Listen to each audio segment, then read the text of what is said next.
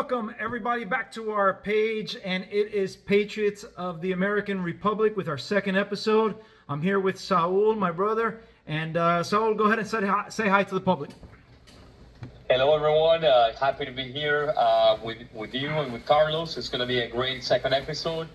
We appreciate the support. Let's make it happen. Absolutely, absolutely. So in our first segment, we like to talk about fake news, right? There's a lot of that going around on the internet today, in today's day and age, and fake news just seems to be extremely prevalent on both sides of the spectrum. I've witnessed some fake news predominantly on the left, but there's been also some on the right. So what is fake news? Well, Carlos and audience, fake news, it's the obviously news that are not sourced. In some instances, those are news that have not been vetted, and sometimes just completely made up stories, especially by the vast majority by leftist outlet media like CNN, CNN, MSNBC, CBS.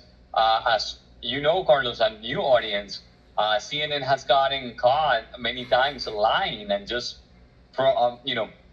producing fake news to the point that they have to legally pay individuals money. For example, I believe the gentleman Nicholas Sandman, he won a massive lawsuit versus CNN, hundreds of millions of dollars, because of their defamatory comments and plain out fake news comments. So yep. That's an example. That's, in my opinion, what's fake news. So what do you have to add? Yeah, no, fake news is, I think fake news can be determined as something that is purposely false to drive a narrative, or purposely selected, right? You're not showing the entire spectrum of what took place. You're only showing a piece of it in order to push the narrative, right, that you're looking to push. And Nicholas Sandman is a perfect example. I think most of the left-wing media came out with a clip of him getting in the face of another man and making it seem like he was the one who was antagonizing everything and starting the entire issue. And this man was, from what I understand, was a native. It looked like it was a Native American. So they tried to play the race card there between Nicholas Sandman, who's white, and the other gentleman who is a native. And then what happened? We waited some time. We waited for for more footage to come out, right? And what actual journalists did was they did some investigation. And when they posted the entirety of that, right, we saw that it was actually the elderly man who was getting in the face of Nicholas Sandman, while Nicholas Sandman was just there smirking, trying not to be rude and disrespectful. So to me, it's blatant, right? And how can we tell? How can we tell, like, when news comes out right now? How do we know whether it's fake or not? At the moment that it comes out. Well, it's tough, especially for many of us who live a busy life, that, it is our duty, if you want to retain that information, to double check and check different sources, to do your homework per se, and do a quick research that takes 30 seconds, a minute, to just not go by the narrative of what a CNN is telling you or any outlet media. Actually verify, or one more in depth by reading. Just don't read the headline and pretend that's it, it's official, because then we fall into the situation where we might be a candidate to believe that particular news without doing the research. So that's why it's important to distinguish fake news from simple mistakes in the media, Carlos. Absolutely. There's two things that I'd like to add to that. Is one thing, time. Time is going to reveal what's true and what's false. So, for example, and we'll get into a couple of examples in the next segment, but when we look at, for instance, Hunter Biden is a good example, and his laptop, right? The left-wing media dismissed it as being Russian disinformation. And guess what? Correct. A year later, they confirmed that it's actually real, it's true, he's under federal investigation, and so on. So obviously, in that case, everybody that dismissed it, all of those professionals that dismissed it as Russian disinformation, were actually wrong, right? So that would be one thing that I would add. The second thing that I would add is analysis and comparisons, right? If you've got left-wing media and right-wing media saying pretty much the same thing. It's usually a good bet that it's real, it happened, it's true, right? But when you have one media source saying something completely opposite of the media source, there can only be one person to be right. So you have to analyze that and see which of the two was right and which of the two was wrong. Now, like we said in the previous in the previous part, if they're wrong, intentional, then they're not going to erase or apologize for it, because a responsible news station would say, you know what, we got this story wrong, we're going to retract it, we're going to make the corrections. But Saul, it doesn't seem like these left-wing medias are doing that. They get it wrong, they get it proven wrong, and they continue going as if nothing happened. Correct, Carlos. The media has become so convoluted with a partisan view.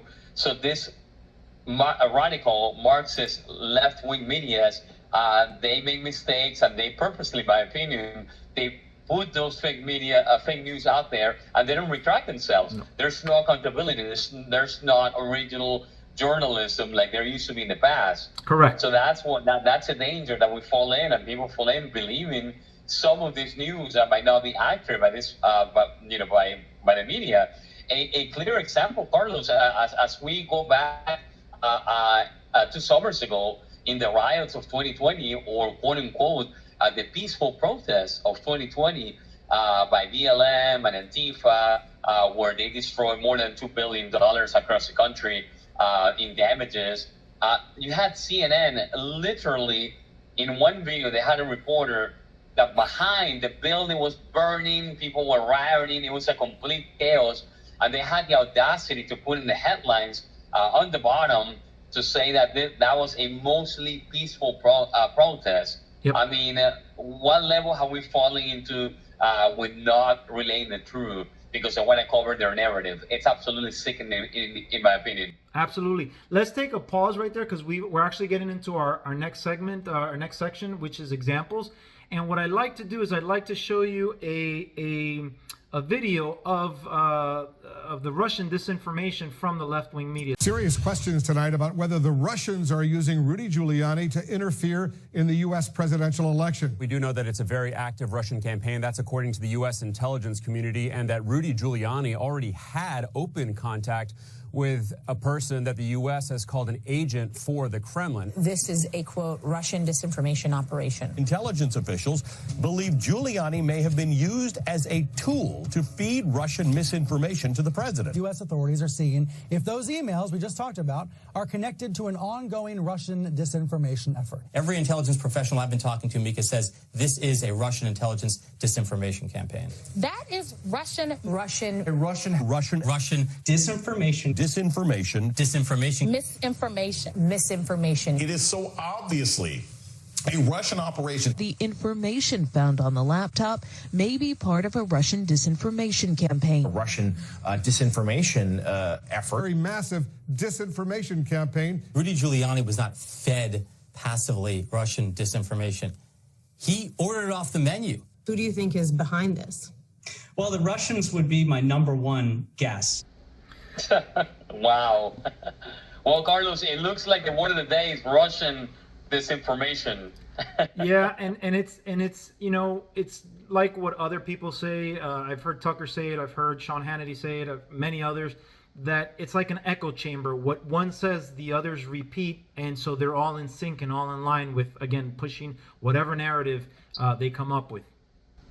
Yeah, so some of this left-wing media, they literally have become an arm to the Democratic Party. I mean, it is just unbelievable, Carlos. It's sounding basically like state-run media. Yep. It's absolutely frightening, in my opinion.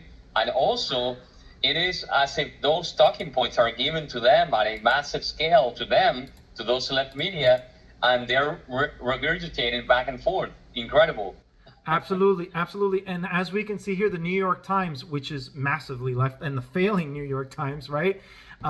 They had to admit this year that Hunter Biden was under federal investigation, and the laptop was actually authentic. Wow. Well, it looks like there's so much information out there that they cannot cover it. It's like they're trying to cover the sun with one finger. Now, obviously, it's backfiring on them completely. So it's positive to see that. But again, Carlos, those retractions are like in the back of the page. They're not in the main headlines. So when they talk about fake news, it's typically the main headline on the first page. And when they have a retraction or something like that, they hide it in the back. Absolutely disgusting. That's why some of the media, it's the enemy of the people. Absolutely, absolutely. And the interesting part is this all happened in 2020 during the election, right? So if this comes out during that time, or if it's confirmed, right, it causes a big issue, a big concern for Biden's campaign. So it could be that they purposely did it. Number one, I think that they purposely did it, right, because they wanted to hurt Trump. Not so much that they were trying to protect Joe Biden, although they go hand in hand. But it's interesting that it comes out a year after, now that everything is said and done, and here we are, and a lot of Democrats seem to be jumping ship with Joe Biden's current presidency. Correct. Yeah, it all aligned with one particular objective. That's why they coordinated together with media, the intelligence agencies, the social media giants. I mean, they absolutely disgusting. That's why we're trying to bring awareness to what's going on. Yep, absolutely. So let's touch on some other examples of fake news. You had mentioned the peaceful protests, right? Correct. And you had mentioned how there was, and I'll bring it up on the screen, but there was a gentleman, a reporter, and he was reporting, and it said peaceful protest down at the bottom of the screen while things were on fire. I mean, we saw a multitude of different things happening during 2020, right? And what was interesting was that was supposed to be a time of actual lockdown, right? We weren't supposed to be going out, and we weren't supposed to be gathering and enjoying family barbecues, and I think we were told to skip a lot of these things and to stay home, and yet for this particular time, it was okay to go out and protest. Correct. It's absolutely baffling to see their double standards, how they allow BLM and Antifa to gather and protest, quote unquote, even though they were burning and rioting all over the place and stealing, which didn't have anything to do with their actual protest. So pretty much crime after crime by these thugs, some of these thugs that were creating those criminalities. But yeah, and even Dr. Fauci said, when he was asked, hey, he said, okay for BLM to protest, and he pretty much said, yeah, it's okay, it's a major cause, so allow them. But every Trump rally that we went or that we heard on the news, they were criticizing that. So if someone doesn't see that double standard and the hypocrisy, wow, they need to really wake up. Yep, absolutely. Other examples, obviously, which is something that we're going through right now, is inflation, right? Now this all came from the White House, but the media perpetrated it, right? They continued, they regurgitated it, they continue to promote it, they continue to make excuses for the White House because obviously that's their guy. They have to defend their guy. And we heard them say that first it was transitory, and now here's the funny part: as soon as Biden takes office, things start to go up. And that's why they came with the transitory excuse, right? But honestly, the guy did so many executive orders, like within the first month of him actually taking office, that we can now see at this point that it's not transitory. And if I'm not mistaken, at the beginning of this year, or towards the beginning of this year, the administration finally retired the word transitory and they shifted over to other excuses. Correct. So they shifted into excuses like, oh, it's Trump's fault, even though that doesn't make any sense because under Trump, obviously, the economy was doing well. Yeah, let's pause right there because I've heard that excuse that it's Trump's fault.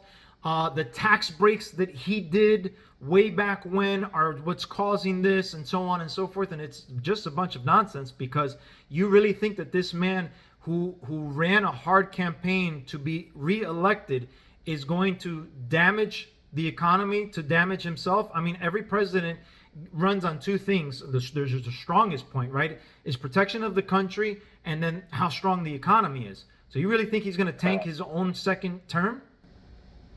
Yeah, it doesn't make any sense at all. That's why it's sad when people believe those BS excuses. Another example that they wanted to blame is on Vladimir Putin, basically by saying that it was his fault, even though we see the hike in fuel prices, even before the war broke down between Russia and Ukraine. There's a steep incline on that trajectory line, and people don't see that. They want to blame it on Putin.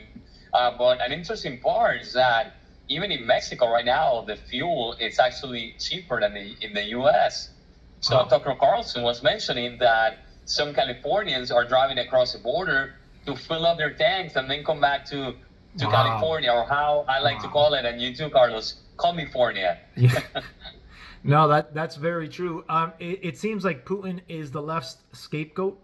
They have used him for just about every single thing. It's funny, when they were in power during Obama, they wanted to be friends with Russia. Trump comes in, automatically Russia's an enemy, and Russia continues to remain an enemy because it's beneficial to the left. They are not going to accept any blame for the current hyperinflation that we're seeing right now.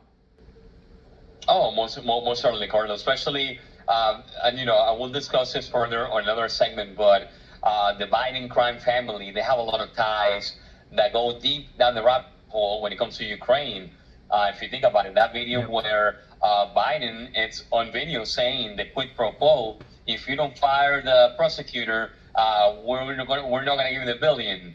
So, things like that, again, that the fake media covers for Biden, absolutely disgusting. So, in my opinion, there's a lot of interest by this administration on protecting Ukraine and what the Ukrainians know about, obviously, Biden and his family, and all the illegal deals that are going on behind the scenes.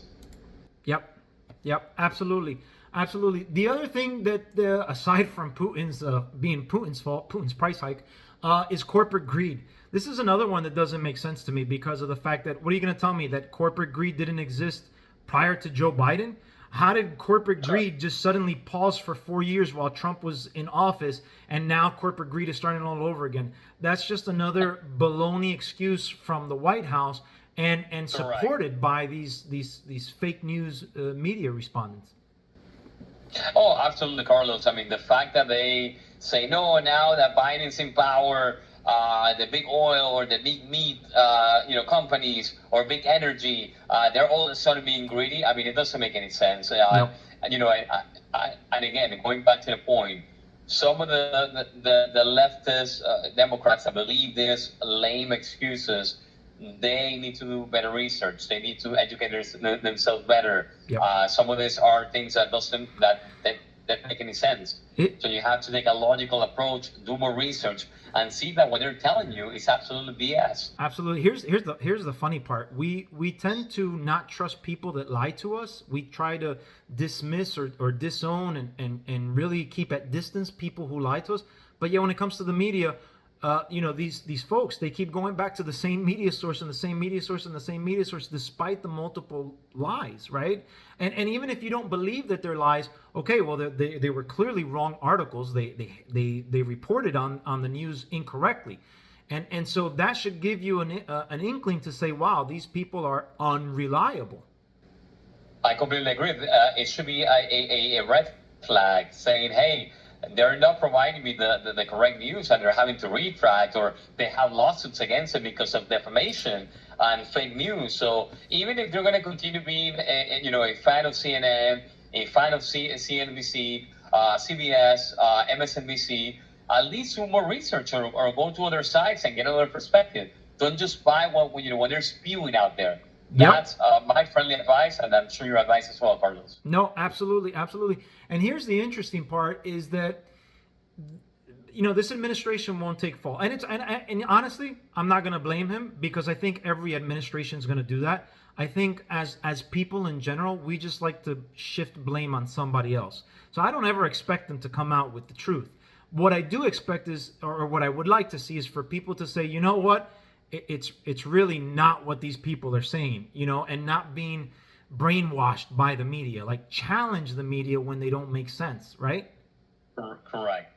Correct. And then we're to the point that they're covering for Biden so much that it's absolutely discussing. Absolutely, absolutely. Some of the other things that, well, we won't go into depth in, but we did mention was Nicholas Sandmann and how they smeared him, called him a white supremacist, right? And thankfully, and I'm very happy for him, he sued them for defamation of character. He sued CNN and won. So I'm glad there. The Brett Kavanaugh situation and how they were calling him a sexual predator and a rapist. I got into a debate with a former colleague of mine where she posted how I can't believe we are appointing sexual predators to the Supreme Court. So the Supreme Court, I'm like, wait a minute, you're calling him a sexual predator over a 36-year accusation with no facts, no witnesses, no police report, no nothing? That's insane. Correct. Insane. Yeah, just hearsay. That's it. A false 30 accusation. See, what aggravated me most about that whole thing is that the Republicans didn't fight and say this is a circus. No, they actually handled it like if it was legitimate. A 36-year-old accusation. They went along with a complete clown show. I mean, granted, the optics would have been bad for them because of the left-wing media, but I mean, come on, it was a joke. Moving on would be obviously, and we've covered this in our first episode, is that Republicans and Trump is racist. Biggest fake news of all time. Anytime you have a political disagreement with the left, you get called a racist. I mean, I get called that every day. Yeah. Well, Carlos, once they lose the argument, and that happens often with this radical Marxist leftist, they turn into saying that you're a racist, that you're a bigot, that you're a fascist. That's all they have. Yep. They don't have, in most cases, they don't have a logical argument. Nope. They don't have the facts behind them. So they resort to either insults or just calling you a racist. That's it. Yep. As a matter of fact, the first time I got called a racist was in 2015 during the prior to the 2016 election, obviously. And this gentleman indirectly accused me of being a racist. He goes, "You don't like Obama because he's black." And I said, "No, I don't like Obama because of his policies. And if you're insinuating that I'm a racist, I'm voting for Dr. Ben Carson, who last time I checked is also black. So how does my racism work there?" Wow. Absolutely crushed that argument. It's just absurd. So now that we've touched and given a couple of examples of fake news, let me ask you this question. So do we have a war of information going on? Oh, most certainly, Carlos. Right now, we are at very interesting times to be alive. What's happening right now, it's crucial. We are at a crossroads right now in society. And the information highway, it's extremely key. That's why you have big media giants, social media giants like Facebook, Twitter, YouTube, different entities that sometimes they might take an approach of censoring certain information if they disagree, with our views. So we have an information war. CNN says something, and then Fox says something else. So, for someone that might not be as up to date when it comes to what's going on, it's hard to see or to be neutral. You either pick one side or the other. But yes, there's an absolute information war going on, and we're all in the middle of it. Absolutely. And what I gather from it has to do with power and corruption, because to be quite honest with you, as a journalist, as a professional journalist, your job is to look for the truth. And if you're purposely not looking for the truth, but being fed information that might not, more than likely isn't truthful, or obviously isn't truthful in these cases, then you're really not a professional journalist. You're not what the First Amendment was meant for by our forefathers. You're a propagandist. Correct. So that's completely correct. Some of these journalists, per se, they have become more of activists than actual journalists and reporters, Carlos. So that's what's going on. They lean towards their views, and they don't report, the news in a neutral manner. Absolutely. Which is how it should be, in my opinion, and in the opinion of many. That's far gone. There's only a few outlets that remain that try to give you the news from a neutral perspective.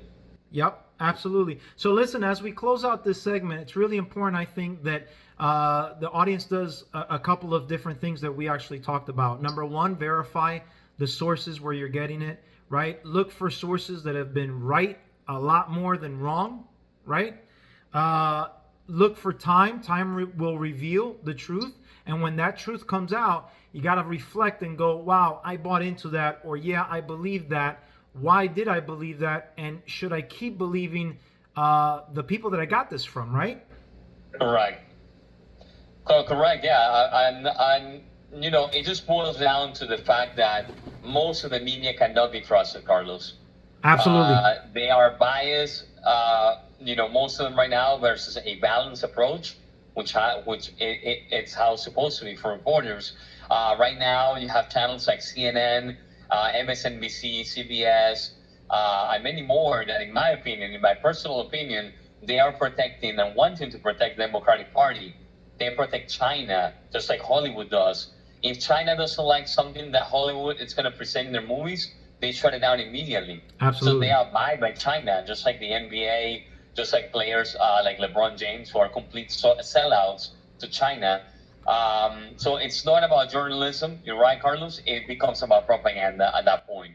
Absolutely. So as we close out this segment, we're just going to remind everybody that what we want to do is we want to cut up our episodes into segments so they don't get too lengthy. So what we're going to do is we're going to take a pause right now. We'll come back at you with our second segment of the day.